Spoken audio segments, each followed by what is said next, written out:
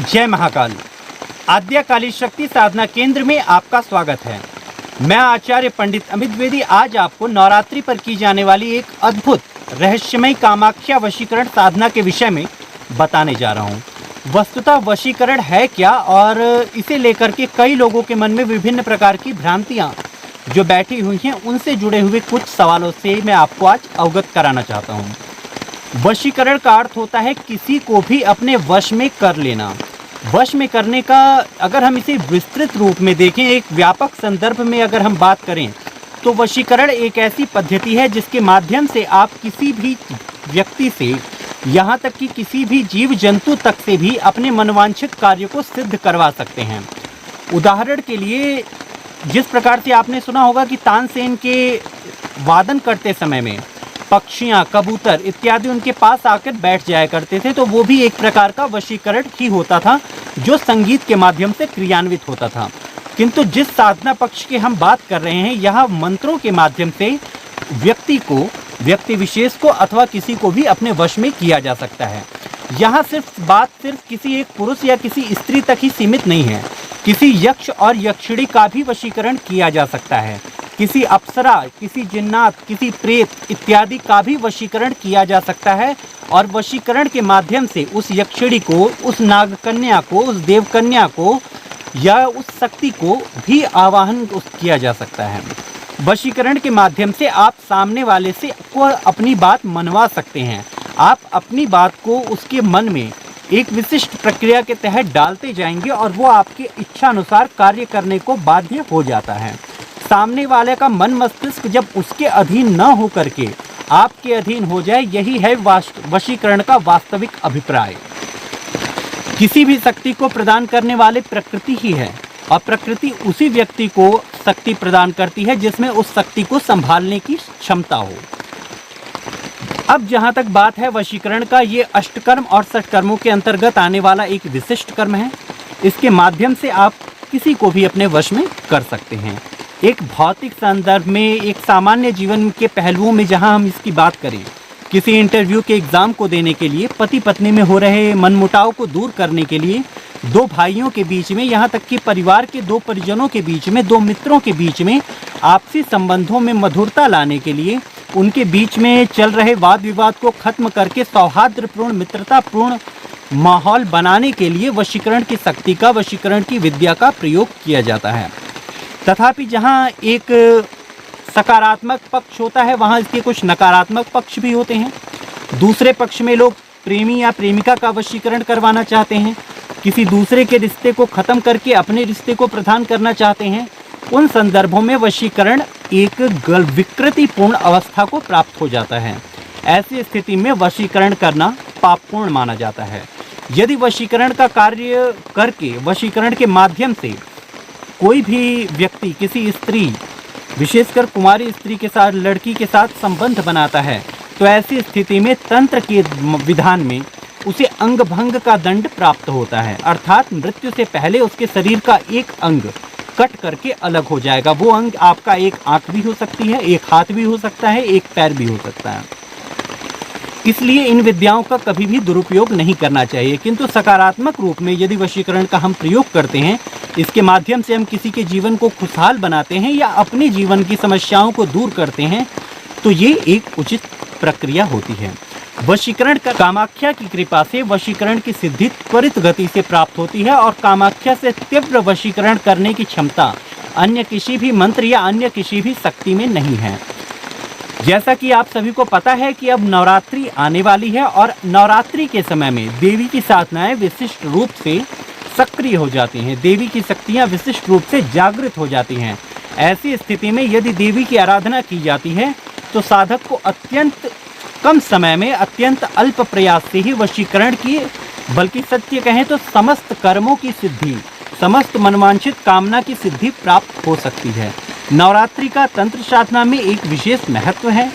नवरात्रि के समय में देवी की समस्त शक्तियां जागृत होने के कारण इस समय में की गई कोई भी साधना कम से कम समय में सफल हो जाती है।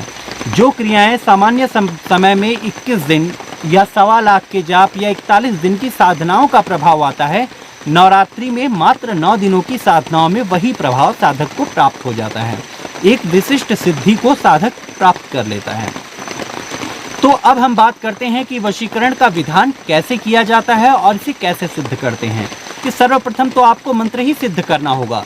मंत्र सिद्ध करने के बाद दूसरे चरण में आप उसका जिस पे भी प्रयोग करना चाहेंगे उस व्यक्ति को किसी खाने पिलाने इत्यादि की वस्तु में अभिमंत्रित करके, उदाहरण के लिए लौंग, इलायची, नमक, गुड़, पान इत्यादि किन्हीं भी चीज़ों पर वशीकरण करके अभिमंत्रित करके खिलाया जा सकता है। खाने के माध्यम से मंत्र की अथर्वा शक्ति उस व्यक्ति के भीतर, उस अभिष्ट व्यक्ति के भीतर प्रवेश कर जाती है और मंत्र पूर्ण रूप से उस व्यक्ति में सक्रिय हो जाता है। वो व्यक्ति पूर्ण रूप से आपके मनोनुकूल आचरण करना शुरू कर देता है। जिन स्थितियों में खिला पाना संभव नहीं हो पाए उस स्थिति में साधक उस अभिष्ट व्यक्ति की अथर्वा की शक्ति को प्राप्त करने के लिए, अपने मंत्रों की शक्ति को उससे जोड़ने के लिए उस व्यक्ति के पैर की मिट्टी, यदि पुरुष हो तो दाहिने पैर की मिट्टी, यदि स्त्री हो तो बाएं पैर की मिट्टी का प्रयोग कर सकता है। जिस स्थान पर बाहर में खुले में लोग पेशाब करें वहाँ की मिट्टी उठा करके भी इसका प्रयोग किया जाता रहा है, किंतु आजकल के समय में शौचालय हो जाने के कारण मिट्टी उठा पाना इत्यादि क्रिया संभव नहीं है। तथापि पैर की मिट्टी उठाई जा सकती है।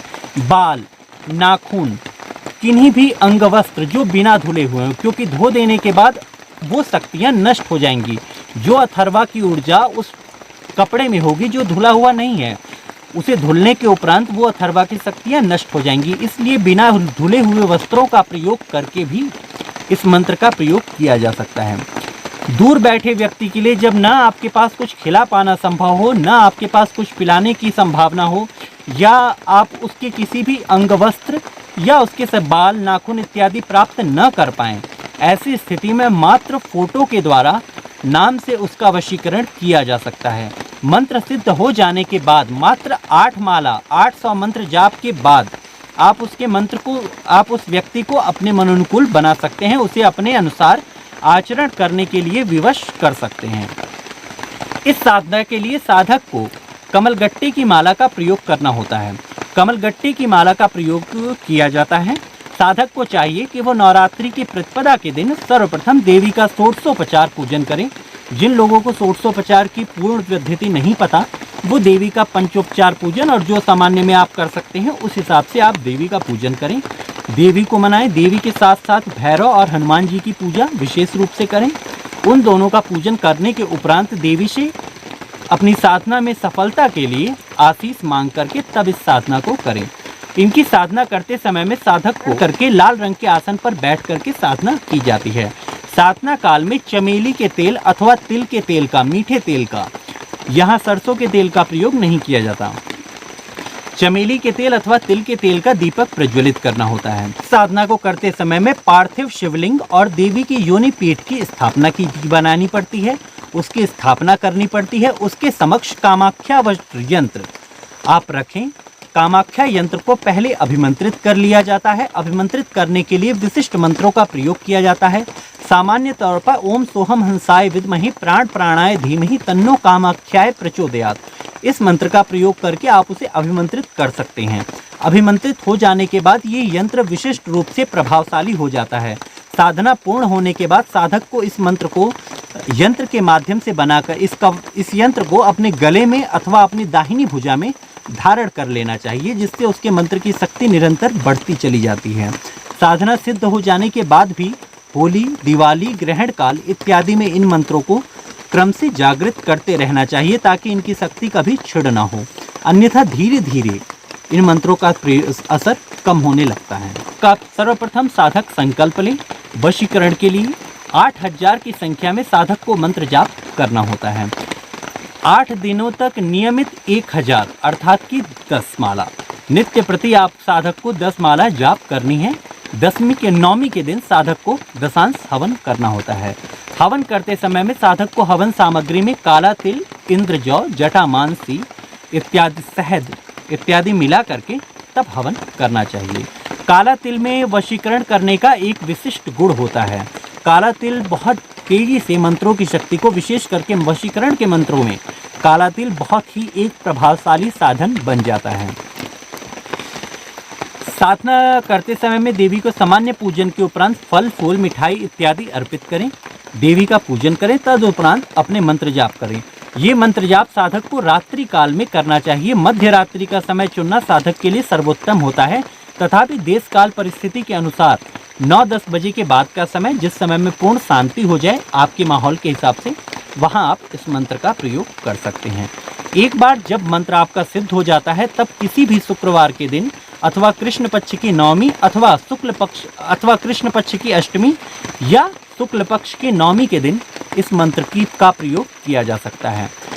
जिस भी व्यक्ति पर आप इसका प्रयोग करना चाहें, जैसा कि मैंने बताया कि उसे या तो खिलाने पिलाने के माध्यम से अभिमंत्रित करके वस्तुएं दी जाएं या उसके शरीर की किसी अंग वस्त्र बाल नाखून इत्यादि को प्राप्त किया जाए जिसके माध्यम से मंत्र उस तक पहुंच सके, अथवा उसकी फोटो का प्रयोग करके भी इसके माध्यम से वशीकरण किया जा सकता है। किंतु इसका प्रयोग कभी भी किसी कुंवारी लड़की पर नहीं करना चाहिए। मात्र वासनात्मक तृप्ति के लिए यदि वशीकरण के मंत्रों का प्रयोग किया जाता है तो ये वशीकरण मंत्र कार्य तो अवश्य कर देगा, किंतु उसके बाद साधक को इसके गंभीर दुष्परिणामों को भुगतना पड़ सकता है। इन स्थितियों में साधक को गंभीर दंड प्राप्त हो सकते हैं और उसके बाद मंत्र अपनी शक्ति खो देगा। पुनः आप इस मंत्र का उपयोग नहीं कर पाएंगे। किंतु यदि इस प्रकार के मंत्रों का प्रयोग आप सृजन के लिए करते हैं, रचनात्मक कार्यों में करते हैं, किसी के घर में गृहस्थी को खुशहाल बनाने के लिए करते हैं, तो आपकी मंत्र की शक्ति बढ़ती चली जाएगी। दूसरी बात, इन मंत्रों का प्रयोग कभी भी व्यवसायीकरण के लिए नहीं किया जाना चाहिए। यदि आप इन मंत्रों के माध्यम से इसे व्यवसाय बना करके अपने मंत्रों का प्रयोग करते हैं तो ये वशीकरण मंत्र अपनी शक्तियां धीरे धीरे होते चले जाते हैं। आशा करता हूं आप इस बात को समझ पाए होंगे और इस मंत्र का आप प्रयोग करें, अपने जीवन में सफल बने, यही मेरी कामना है। सभी खुशहाल रहें और सदैव अपने मंत्रों का, अपनी किसी भी शक्तियों का, बात सिर्फ इस मंत्र तक ही सीमित नहीं है, अपने जीवन में की जाने वाली किसी भी साधना, किसी भी मंत्र का, क्योंकि ये दैविक शक्ति हैं, इनका प्रयोग सदैव दिव्यता के लिए ही होना चाहिए। कभी भी इन मंत्रों का दुरुपयोग नहीं होना चाहिए। आशा करता हूँ आप इसे समझेंगे। नवरात्रि की आप सभी दर्शकों को, साधकों को हार्दिक शुभकामनाएं। इस नवरात्रि में आप विशिष्टता प्राप्त करें, देवी महामाई की कृपा प्राप्त करें और माँ भगवती की आराधना करें।